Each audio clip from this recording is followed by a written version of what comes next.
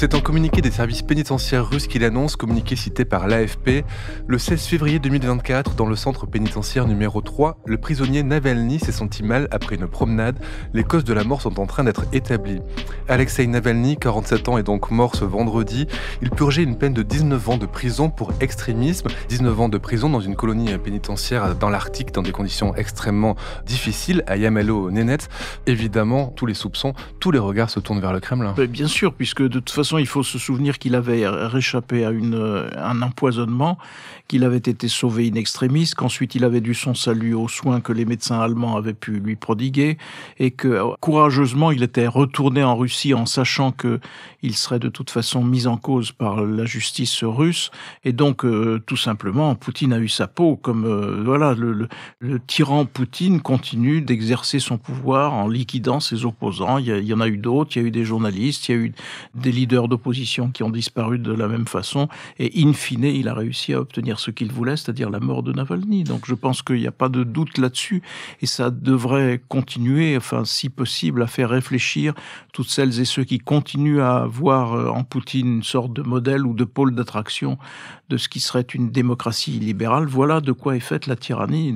C'est vraiment pour la Russie un retour en arrière, un retour aux années effroyables que ce pays a pu subir, puisque là vous faites allusion à un centre pénitentiaire, mais c'est le retour des camps, et c'est les sanctions qui sont prononcées contre les gens qui manifestent ou contre les gens. Regardez, le candidat qui a surgi de nulle part et qui a recueilli tout d'un coup un regain d'intérêt dans l'opinion russe, tout simplement parce qu'il disait non à la guerre, non à l'opération dite spéciale en Ukraine. Qu'est-ce qui est arrivé ? Les juges l'ont écarté, et s'il s'obstine, il sera condamné à je ne sais combien d'années dans ces centres dits pénitentiaires qui sont en fait des camps de concentration à la mode Poutine. Donc voilà, c'est tragique pour la Russie, c'est tragique pour les Russes eux-mêmes. Combien de temps encore vont-ils supporter ces chaînes qui les enferment ? Une question quand même très naïve peut-être d'occidental, Alain, mais Navalny était en prison pour 19 ans au fin fond de l'Arctique. Il avait des moyens de communication qui étaient très limités avec le monde extérieur. Pourquoi le tuer à la veille de l'ouverture de la campagne pour l'élection présidentielle russe peut-être, mais pourquoi tuer cet Alexei Navalny ? Qu'est-ce qui faisait si peur à Poutine dans le fait qu'il soit vivant ? Et peut-être aussi, rappelez-nous qui il était et pourquoi Poutine le craignait tant. Poutine craignait Navalny parce que Navalny occupait un créneau qui est celui sur lequel Poutine veut avoir le monopole, celui du patriotisme ou du nationalisme. De ce point de vue-là, Navalny était un nationaliste russe. Ça ne veut pas dire qu'il a approuvé l'opération ukrainienne, mais par exemple, il ne s'est pas opposé, je crois même qu'il a approuvé l'annexion de la Crimée. C'est pour ça qu'il inquiétait beaucoup Poutine. Il l'inquiétait pour cela et pour une deuxième raison, qui était le point faible de Poutine dans l'opinion publique. Et il n'y en avait pas beaucoup, parce que Poutine bénéficie encore dans l'opinion publique de l'homme qui a rétabli l'ordre et le versement des retraites. C'était la corruption. Donc Navalny avait fondé une société de vidéos et dans laquelle il montrait la corruption de l'entourage de Vladimir Poutine et même allant plus loin, montrer comment la corruption était au cœur du maintien de Poutine au pouvoir. Comment c'était comme ça que s'installaient les liens avec la mafia, les liens avec les grands groupes économiques, et comment Poutine et son cercle étroit arrivaient à peu près à contrôler tout ce monde-là. Il s'en était notamment pris avec virulence et avec une vidéo qui a été vue par des dizaines et des dizaines de millions de Russes à l'homme qui a été à un moment le président, qui était Medvedev.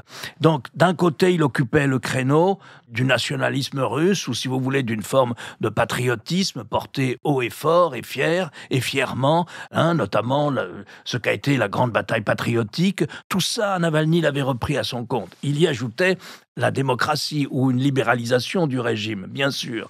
Et de l'autre côté, il attaquait sur le point faible du système Poutine, qui était la corruption. Alors, il a pris le risque. Poutine avait semblait avoir à l'égard de Navalny une sorte de haine et de rancœur particulière. À chaque fois, on le changeait de colonie pénitentiaire pour aller jusqu'à un endroit quasi impossible, où sa femme ne pouvait se rendre qu'une fois tous les 6 mois pour un quart d'heure de conversation avec lui, et où l'on sait que les gens meurent du fait des conditions naturelles impitoyables qui y règnent. Or, c'est un homme blessé, c'est un homme très malade, Navalny. Lorsqu'il revient d'Allemagne, c'est un homme malade qui a été empoisonné, donc dont le système nerveux est très fragile, et cardiaque aussi, est très fragile. Et pourtant, Poutine prend le risque de l'emmener dans une prison où il risque le pire, c'est-à-dire la mort. Eh bien, ce risque s'est avéré.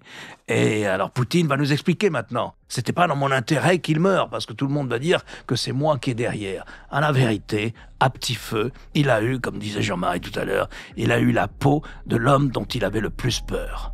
Merci Alain, merci Jean-Marie. Pour en savoir plus, je vous renvoie vers un épisode du Monde devant soi que nous vous remettons à disposition, un épisode intitulé « Pourquoi Alexeï Navalny inquiète autant Vladimir Poutine ?» enregistré le 29 janvier 2021.